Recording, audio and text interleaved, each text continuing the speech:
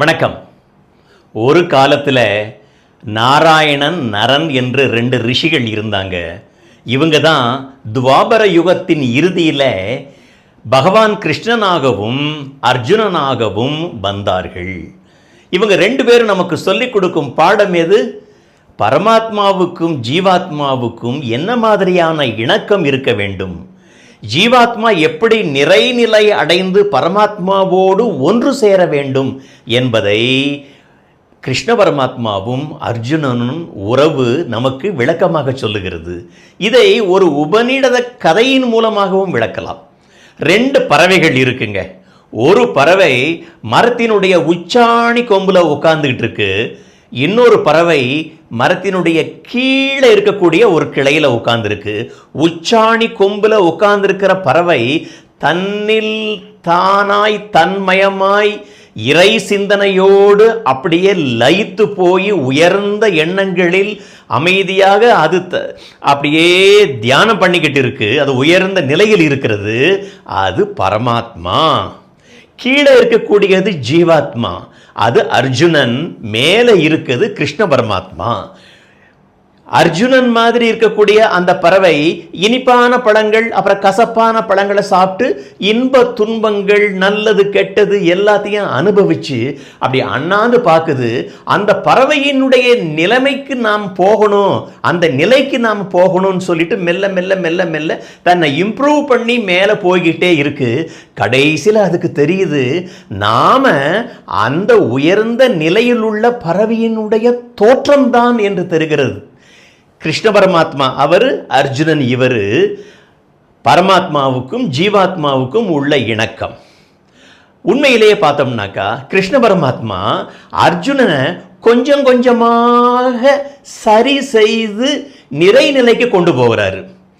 எல்லா விதத்திலையும் அவருக்கு உதவி பண்ணுகிறார். இப்படித்தான் பகவான் மனிதனுக்கு பல பிறவிகளில் அவரை முன்னேற்றம் அடைவதற்காக உதவி பண்ணி கொண்டே இருக்கிறார். விளையாடும்போது அவனுக்கு துணையாக இருக்கிறார். பள்ளிக்கூடத்தில் படிக்கும்போது துணையாக இருக்கிறார். போட்டி போடும்போதும் கிருஷ்ண பரமாத்மா அர்ஜுனனுக்கு துணையாக இருக்கிறார். பிறகு வனவாசத்திலும் துணையாக இருக்கிறார். அதற்கு பிறகு திருமணம் செய்யணுன்ற எண்ணம் வரும்போது தங்கையே கொடுத்து உதவி செய்கிறார். சரி, அதுக்கு பிறகு போர்க்களத்தில் துணை புரிகிறார். அதற்கு பிறகு கீதோ உபதேசம் என்ற ஞான உபதேசத்தை அவருக்கு சொல்லுகிறார். நிறைநிலையை அடைந்து விட்டான் அர்ஜுனன். அப்படித்தான் ஒவ்வொரு மனிதரும் நிறைநிலையை அடைய வேண்டும். இது ஒவ்வொரு படித்தரத்திலும் பகவான் மனிதனுக்கு செய்யக்கூடிய உதவிகள்.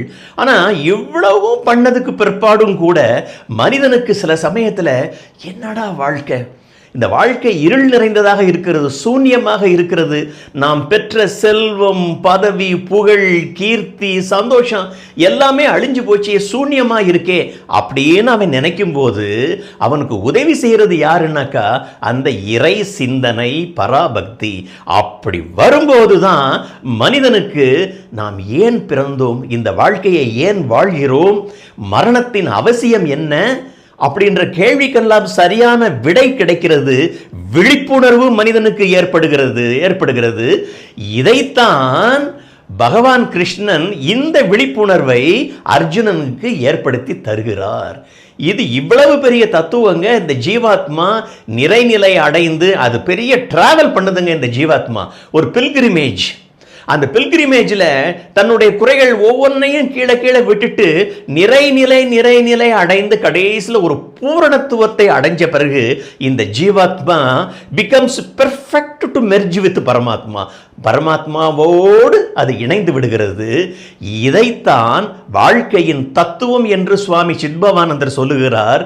இதனால் தான் கீதோபதேசம் அர்ஜுனனுக்கு கிருஷ்ண பரமாத்மாவால் உபதேசிக்கப்பட்டது. இது அவ்வளவு கருத்துக்களும் சுவாமி சித்பவானந்தரின் கருத்துக்கள். வார்த்தைகள் கூட சித்பவானந்தரின் வார்த்தைகளாகத்தான் அநேகமாக இருக்க முடியும். ஏன்னா அந்த அளவுக்கு அது என்னை இன்ஃப்ளூயன்ஸ் பண்ணி இருக்கு. இவ்வளவு பெரிய வாழ்க்கை தத்துவத்தை நமக்கு கொடுத்த கிருஷ்ண பரமாத்மா அதை அழகாக விளக்கி சொல்லுகின்ற சுவாமி சித்பவானந்தர் அவர்களின் காலில் விழுந்து நமஸ்காரம் பண்ணி அவர்களை வழிபடுவோம்.